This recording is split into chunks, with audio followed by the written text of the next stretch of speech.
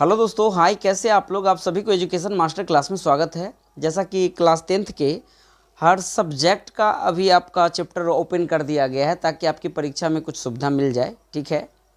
और अभी जो आपके बोर्ड पे प्रश्न देखने को मिलता होगा वो है आपका पहला चैप्टर फिजिक्स का प्रकाश के परावर्तन और अपवर्तन से रिलेटेड क्वेश्चन भी देखने को मिलेगा और चैप्टर का नाम भी है लाइट, ठीक है। प्रकाश से रिलेटेड बात। जब ये प्रकाश आता है तो प्रकाश के बारे में ढेर सारा बातों की आपको जानकारी होनी चाहिए कि प्रकाश एक प्रकार का ऊर्जा है और प्रकाश कौन सा तरंग है। तब प्र से प्रकाश अनुप्रस्थ तरंग है, लेकिन जब ध्वनि आपसे पूछता तो वही हो जाता अनुदैर्ध्य तरंग। अभी हम अगर ये टॉपिक को शुरुआत करना स्टार्ट किए ना तो काफ़ी 1.5 घंटा 2 घंटा तक ऑटोमेटिक ऐसे बोलते जाएंगे। मेरा प्रयास रहेगा कि क्वेश्चन के अनुसार ही आपको थ्योरी दे तो क्या होगा, आपको सुविधा होगा समझने में, ठीक है। तो बिना समय गंवाए हम लोग शुरुआत करते हैं फर्स्ट क्वेश्चन का। पहला क्वेश्चन क्या है, इनको रीड कीजिए। पहला प्रश्न कह रहा है कि परावर्तन के नियम निर्धारित होता है। तो हम लोग जानते हैं प्रकाश के परावर्तन के भी 2 नियम हैं और प्रकाश के अपवर्तन के भी कितने नियम है, 2 नियम है। और दोनों नियम को इस प्रश्न में हम लोग पढ़ लेंगे, ठीक है। पेन इनको आने दीजिए।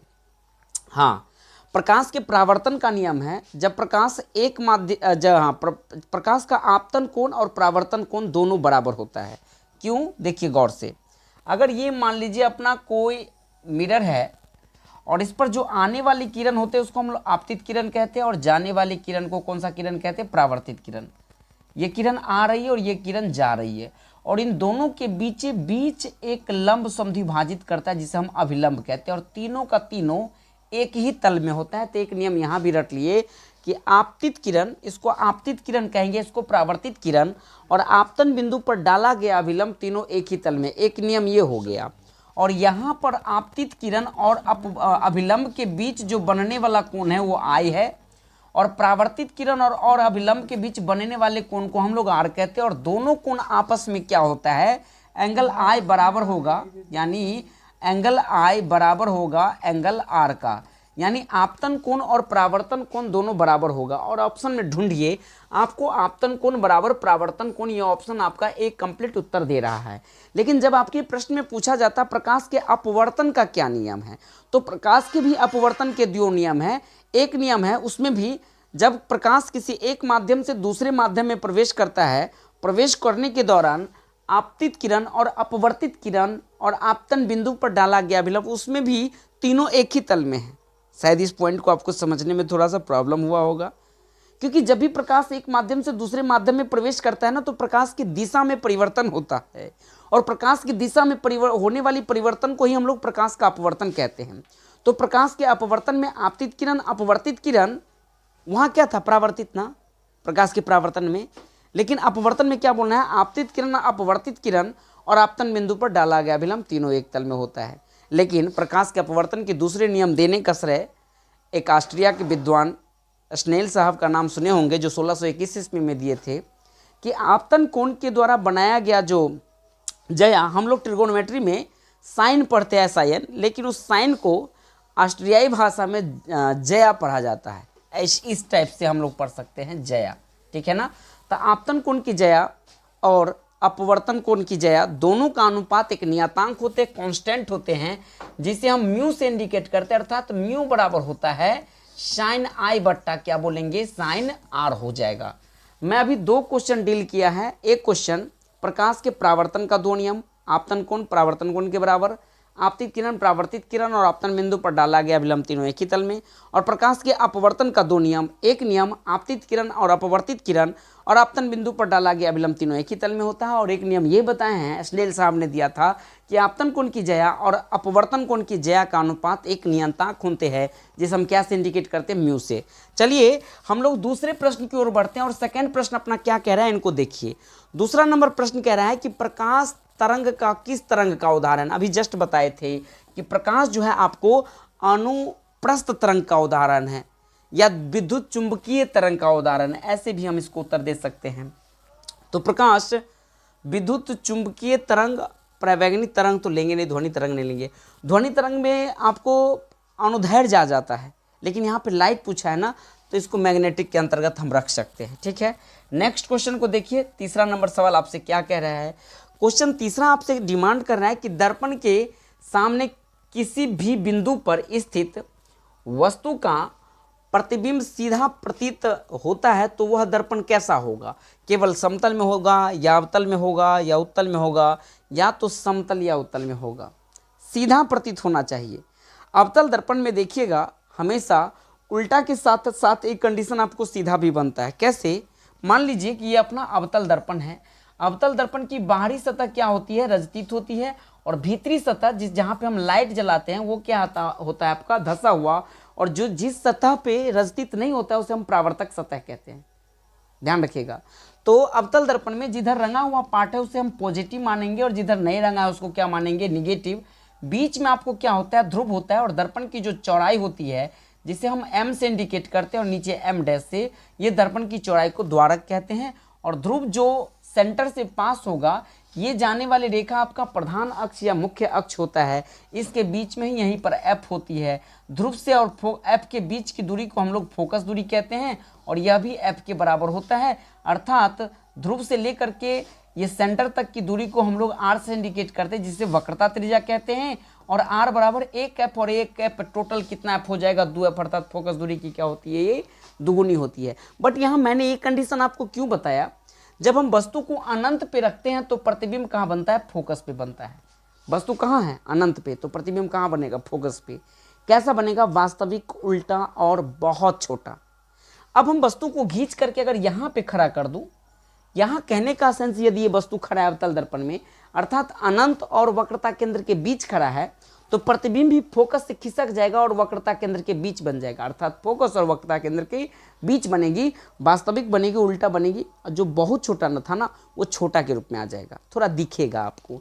अब यही वस्तु को खींच के अगर मैं वक्रता केंद्र पर ले आऊं, इस सी पर ले आऊं, तो प्रतिबिंब भी आपको कहाँ बन जाएगा? सी पर बन जाएगा। वास्तविक बनेगा, उल्टा बनेगा और वस्तु के बराबर बनेगा।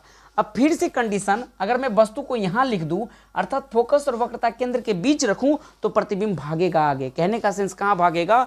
वक्रता केंद्र और अनंत के बीच बनेगा। वास्तविक बनेगा, उल्टा बनेगा, लेकिन वस्तु से क्या बनेगा? वो बड़ा बन जाएगा। लेकिन जब मैं वस्तु को फोकस पे खींच के ले आऊं, तो प्रतिबिंब कहाँ भाग जाएगा? आपको अनंत पे बन जाएगा। और जब भी प्रतिबिंब अनंत पे बनेगा तो वास्तविक उल्टा तो बनेगा ही बनेगा, साथ ही साथ ये वस्तु से बहुत बड़ा बन जाएगा। और लास्ट कंडीशन जो एग्जाम में पूछा जाता है कि जब मैं वस्तु को यहाँ खड़ा करूँ, यहाँ कहने का सेंस ध्रुव और फोकस के बीच अगर खड़ा है वस्तु, तो प्रतिबिंब ऐसे केस में दर्पण के पीछे बन जाता है और सीधा बन जाता है। सवाल आपसे कह रहा है दर्पण के सामने किसी भी दूरी पर, यहाँ तो किसी भी दूरी पर तो सीधा नहीं ना बन रहा है, जब मैं अनंत पे रख रहा था तो उल्टा बन रहा था ना, तो ये आपका अवतल दर्पण तो इसमें होगा ही नहीं, ये तो कंडीशन आपका फेल है। समतल दर्पण में अनंत प्रतिबिंब बनता है, ठीक है ना, ऐसे कंडीशन में इसको लेंगे नहीं। तो आपको ऐसा केस कहाँ देखने को मिलेगा? उत्तल दर्पण में भी ऐसा केस आपको देखने को मिलेगा कि एक केस में आपको दो ही केस तो है ही। एक जब हम अनंत पे रखते तो फोकस पे बनता है, और जब अनंत और ध्रुव के बीच रखते हैं तो फोकस और वक्रता केंद्र के बीच बन जाता है, तो वहाँ भी उल्टा बन जाता है। तो केवल आपको समतल दर्पण में ऐसा क्वेश्चन देखने को मिलेगा आंसर कि हमेशा कैसा प्रतिबिंब बनेगा? सीधा बनेगा। कैसा बनेगा? सीधा बनेगा। आइए अगले प्रश्न को देखते हैं। प्रश्न संख्या 4 आपसे कह रहा है कि निम्नलिखित में से किस माध्यम में प्रकाश की चाल सर्वाधिक होती है? तो प्रकाश की चाल देखिए किस माध्यम में आपको सर्वाधिक होगा। प्रकाश, कांच, पानी, लोहा, निर्वात, इसमें सबसे हाईएस्ट जो स्पीड होगी वो वैक्यूम बोले तो निर्वात में होगा। और प्रकाश की चाल कितना होता है? तो प्रकाश का चाल 3 गुने 10 की पावर 8 मीटर पर सेकेंड होता है। सर इसी क्वेश्चन को दूसरे ऑप्शन में अगर आपको डाल के पूछ लिया जाता तो ये क्वेश्चन हो जाता है इसका आंसर 3 गुने इस टाइप से 10 की पावर 5 अगर लिख दिया जाता तो यहाँ पे आपको किलोमीटर प्रति सेकेंड होता। एक और उत्तर हो सकता है सर, जब इसी शब्द को अगर दूसरे अंदाज में लिखता तो ये हो जाता 3 लाख, क्या लिखता? 3 लाख किलोमीटर प्रति सेकेंड। आई होप प्रकाश की सबसे ज़्यादा चाल कहाँ होगा? तो लाइट बोले तो, ये निर्वात बोले तो वैक्यूम में होता है। चलिए हम लोग बढ़ते हैं अगले प्रश्न की ओर। ये है अपना 5वां नंबर प्रश्न। कह रहा है प्रकाश की किरणें गमन करती है, तो प्रकाश की किरणें टेढ़ी रेखा में गमन करती है, किसी भी दिशा में, या सीधी रेखा में गमन करती है? तो प्रकाश की किरणें आपको देखिएगा तो सीधी रेखा में गमन करती है। और प्रकाश की किरणें जिस पथ से गमन करती है उसे ही हम किरण कहते हैं। जिस रास्ता से लाइट जाता हो उसे क्या कहेंगे? किरण कहेंगे। और किरण जब एक किरण, दो किरण, तीन किरण, ऐसे अनंत रूप से चला जाए, यानी किरण एक समूह के रूप में चले, तो किरणों की समूह को हम लोग क्या कहते हैं? प्रकाश पुंज कहते हैं। हालांकि जब आपकी परीक्षा में पूछा भी जाता है कि प्रकाश पुंज कितने प्रकार के होते हैं, तो 3 प्रकार के होते हैं। कैसे सर 3 प्रकार के होते हैं? जब किरण समांतर रूप से जाए, इस टाइप से अगर किरण अगर जा रहा है तो इसको हम समांतर प्रकाश पुंज कहेंगे। लेकिन जब किरणों की समूह अगर एक जगह जाके जमा हो जाए तो इसे हम अभिसारी कहेंगे। क्या कहेंगे? अभिसारी या अभिसरित प्रकाश पुंज कहिए या अभिसारी प्रकाश पुंज कहिए, ठीक है। लेकिन जब किरण किसी एक बिंदु से दूर दूर अगर फैल जाए, यानी इधर भाग जाए, यहाँ तो एक जगह जमा हो रहा था, जब किरण फैलता है तो उसे अपसारी या असंतृप्त प्रकाश पुंज के नाम से भी जाना जाता है। तो आई होप कि आप इस प्रश्न का उत्तर आप सीधी टिक आउट किए होंगे। चलिए अगले प्रश्न को देखते हैं हम लोग। 6ठा नंबर क्वेश्चन कह रहा है कि तेल लगा कागज किसका उदाहरण है? यह प्रश्न हमें उस क्वेश्चन की ओर आकृष्ट कर रहा है कि पदार्थ के बारे में आपको बताना है। सबसे पहले तो पदार्थ की हम लोग 2 प्रकार के पदार्थ को देखते हैं। एक है आत्मदीप्त पदार्थ और एक है अदीप्त पदार्थ। आत्मदीप्त पदार्थ उस पदार्थ को कहते हैं, आत्मदीप्त वैसा पदार्थ जो स्वयं प्रकाश उत्सर्जित करे। सर स्वयं प्रकाश कौन सा पदार्थ उत्सर्जित करता है? जैसे कि सूर्य। सूर्य एक तारा है, ऑप्शन में तारा आएगा, तारा में भी टिक मारना पड़ेगा आपको। दीपक नहीं होगा। हाँ, दीपक के आगे अगर जलती शब्द लग जाए तो जलती हुई दीपक आपको आत्मदीप्त प्रकाश के अंतर्गत आ जाएगा। जलती हुई बल्ब लग जाए, बल्ब नहीं होगा, बल्ब के आगे एक शब्द जुटना चाहिए, जलती हुई बल्ब, जलती हुई मोमबत्ती। तो ये सब आत्मदीप्त प्रकाश है जो स्वयं प्रकाश उत्सर्जित करे। सर चंद्रमा भी है ना? नहीं, चंद्रमा के पास स्वयं का प्रकाश नहीं होता है, वो सूरज के प्रकाश से चमकते हैं। इसलिए आपके ऑप्शन में और कोई दुनिया का ऑप्शन ना डाल के चंद्रमा जरूर डाल देगा। तो चंद्रमा आत्मदीप्त पदार्थ नहीं है, चंद्रमा अदीप्त पदार्थ है। हम आप किस पदार्थ के अंतर्गत आएंगे? अदीप्त पदार्थ। हम दूसरे की प्रकाश में चमक रहे हैं। अभी देख रहे हैं आपको जलती हुई बल्ब सामने रखा हुआ है, मैं उस बल्ब की वजह से आपको दिख रहा हूं, ठीक है ना? तो मैं अदीप्त हो गया, मैं दूसरे की वजह से दिख रहा हूं। आई होप कि आपने आत्मदीप्त और अदीप्त पदार्थ में डिफरेंस समझ में आ गया होगा आपको। अब हम चलते हैं पदार्थ की अलग वैरायटी। एक होता है पारदर्शी पदार्थ, एक होता है अपारदर्शी पदार्थ, एक होता है पारभासी पदार्थ। सर पारदर्शी पदार्थ क्या है?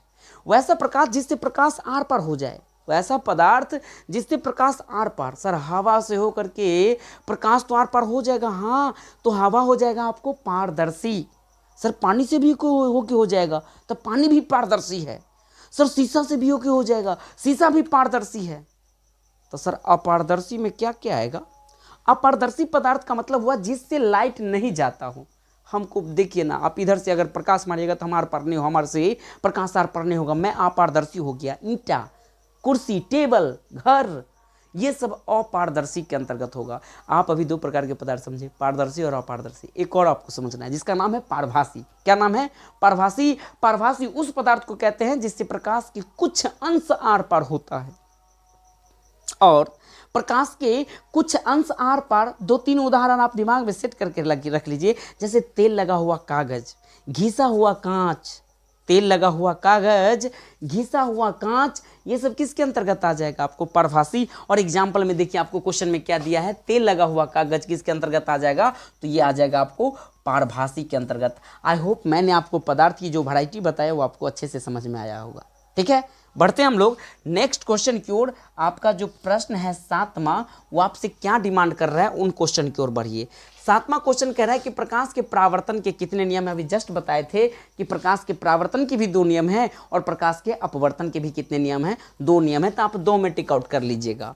8वां प्रश्न को देखिए, समतल दर्पण द्वारा बना प्रतिबिंब कैसा होता है? तो समतल दर्पण द्वारा बना प्रतिबिंब आपको कैसा होता है? इसमें वास्तविक होता है, काल्पनिक होता है, ए और बी दोनों होता है क्या? समतल द्वारा बना प्रतिबिंब रियल इमेज होता है, वास्तविक होता है। कैसा होता है? वास्तविक। सर उत्तल में वास्तविक और काल्पनिक दोनों बनेगा, उत्तल में भी यही, अवतल में भी वही कहानी है। तो इसमें आपको ए ऑप्शन में आप टिक आउट कर लीजिएगा। नेक्स्ट क्वेश्चन है, एक अभिसारी किरण पुंज समतल दर्पण पर आपतित होती है, परावर्तित किरण पुंज होगा क्या? अपसारी होगा कि अभिसारी? इस पर हम चर्चा कर दिए हैं अभी जस्ट। किरणों की समूह को हम लोग प्रकाश पुंज कहते हैं। जब किरण सीधा जाती है तो ये हो गया आपको समांतर प्रकाश पुंज। और जब किरण एक जगह जमा होता है तो उसे हम अभिसारी कहते हैं। और जब किसी एक बिंदु से किरण दूर दूर फैलता है तो उसे हम अपसारी कहते हैं। सवाल डिमांड क्या आपसे कर रहा है?